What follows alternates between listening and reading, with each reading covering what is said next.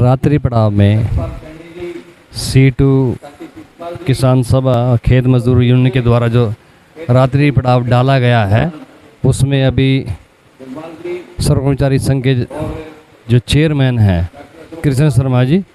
अपनी बात रख रहे हैं, आप सुन रहे हैं। उद्यम सिंह राठी जी, रिटायर्ड कर्मचारी संघ के साथी कृपाल जी, शर्मा जी, करनाल ब्लॉक के प्रधान साथी भाग सिंह जी, इस उद्देश्य के लिए साथी राठी जी ने बात रख दी। लेकिन जो 14 अगस्त 1947 के दिन जब 9 बजे ऑल इंडिया रेडियो से एक घोषणा हुई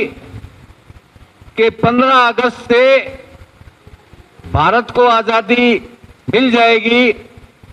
रेडियो भी चुनिंदा लोगों के पास थी और ये जो ना खबर जब फैली तो पूरी आग की तरह पूरे हिंदुस्तान में फैली और उससे लोगों में इतनी खुशी हुई जिन्होंने रेडियो को सुना,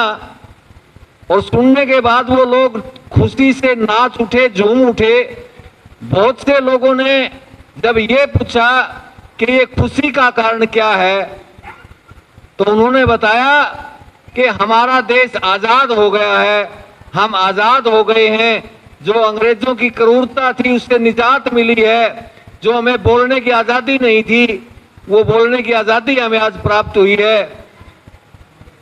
ये इस प्रकार की खुशी के माहौल में बिना कम्युनिकेशन के, बिना साधनों के कई लाख लोगों का दिल्ली में एकत्रित हो जाना,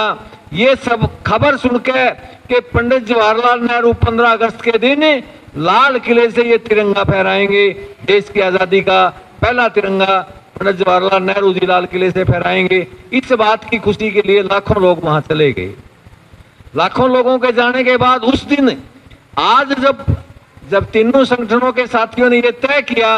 कि यही खुशी का माहौल होना चाहिए, ये खुशी का माहौल आज नहीं है बल्कि चिंता का माहौल है कि जिन हमारे शहीदों ने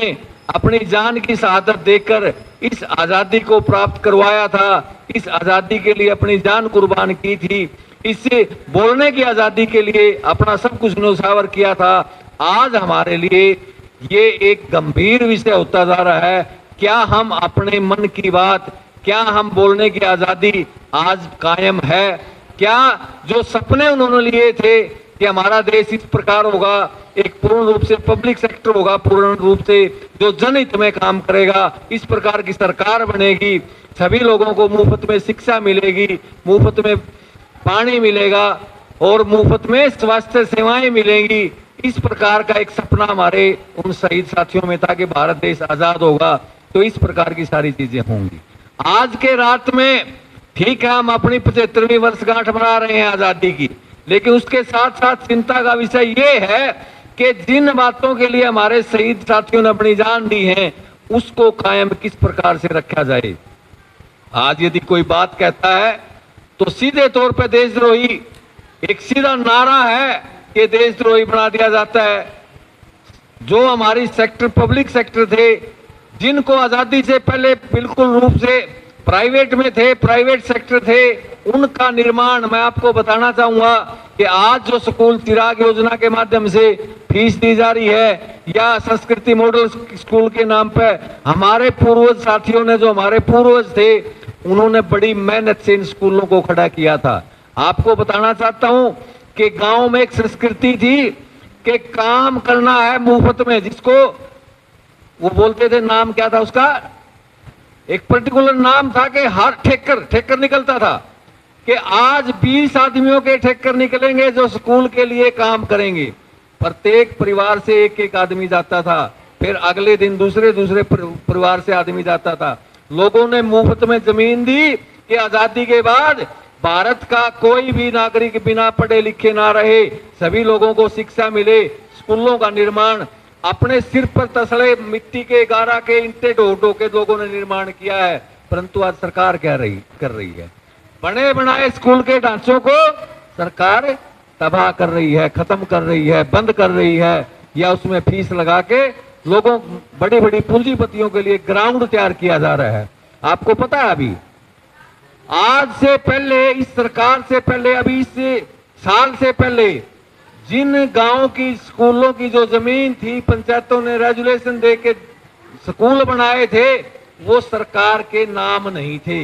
अब इस सरकार ने उन स्कूलों की जमीन की रजिस्ट्री सरकार के नाम करवा ली है, ताकि कल को किसी पूंजीपति के हवाले करने से कोई बात आड़े ना आए, इस प्रकार की कानूनी प्रक्रिया आड़े ना आए। कल न कोई ये नहीं कह सकता कि ये जमीन स्कूल की फला व्यक्ति ने दान में दी थी, ये फला पंचायत ने दान में दी थी। सारी की सारी रजिस्ट्री जो ना अब सरकार के नाम हो चुकी है, कल ने किसी भी पूंजीपति के पास वो जा सकती है। इसी प्रकार स्वास्थ्य की जो सेवाएं थी, स्वास्थ्य का जो ढांचा था, बड़े पूंजीपति साहूकार उस टाइम जो थे, कुछ साहूकार लोगों के लिए भी सोचते थे, प्याऊ बिठाते थे, एक दो दवाखाना खोलते थे ताकि आम लोगों की सेवाएं हो जाएं। परंतु आज क्या है, प्याऊ के नाम पर क्या है? हरियाणा सरकार में गठन हुआ जन स्वास्थ्य विभाग का कि लोगों को कम से कम दामों पर पीने की मुफ्त सुविधा उपलब्ध कराई जाए, कम दामों पर कराई जाए। परंतु आज सरकार क्या कर रही है? इसमें भी मुनाफा खोजने का सरकार का प्रयास है। बोतल बंद पानी विकसित कर दिया ताकि प्रत्येक व्यक्ति ये समझे, स्टैंडर्ड समझे कि मैं बोतल बंद पानी पीऊंगा तो शायद पता नहीं कितना बड़ा मेरा शरीर का नुकसान होने से बच जाएगा। परंतु हकीकत में क्या है, यदि हम नल के पानी को उचित तरीके से उसको दिया जाए तो उस बोतल बंद पानी से कहीं बेहतर है, बहुत ज्यादा सस्ता है, और ये पब्लिक सेक्टर में रहे तो लोगों का कल्याण हो सकता है। इसी प्रकार के काफी सारे मामले हैं, परिवहन का मामला है, बिजली का मामला है। पूर्ण रूप से प्राइवेटाइजेशन करते हुए सरकार, जो हमारी एक आजादी थी, आज के अखबार में पढ़ लीजिए अभी अभी, जिस प्रकार पेट्रोल के रेट रोज घटते बढ़ते हैं, अब बिजली के रेट भी हर महीने घटे बढ़ेंगे। घटने का तो सवाल ही नहीं होता, हर महीने बढ़ेंगे। ये मतलब बिजली के ऊपर भी लागू है। और मैं आपको बता दूं, ये पानी का जो आप पी रहे हैं ना, केवल 40 रुपए महीना में, 2 साल और रुक जाइए, 2 साल के बाद कम से कम 1000 रुपए पानी का बिल आपको आएगा, क्योंकि लोकल बॉडीज को दे दिया है। लोकल बॉडीज की जो सहायता है, आर्थिक सहायता जो सरकार की तरफ से दिया जाता है, वो सरकार बंद करेगी और सीधे तौर पर कहेगी कि गांव की सप्लाई पंचायतों के अधीन है, शहर की सप्लाई नगर निगमों के अधीन है, कि लोकल बॉडीज पानी का प्रबंध अपने पैसे से करे। अपने पैसे से सरकार, जो लोकल बॉडीज है वो पानी का प्रबंध नहीं कर पाएगी, वो जनता से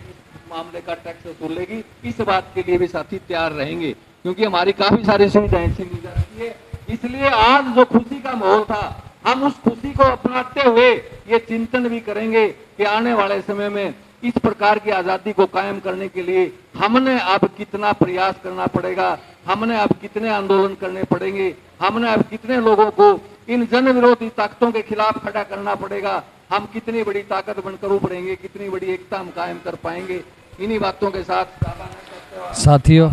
अभी आपने सुना सर्व कर्मचारी संघ के वरिष्ठ नेता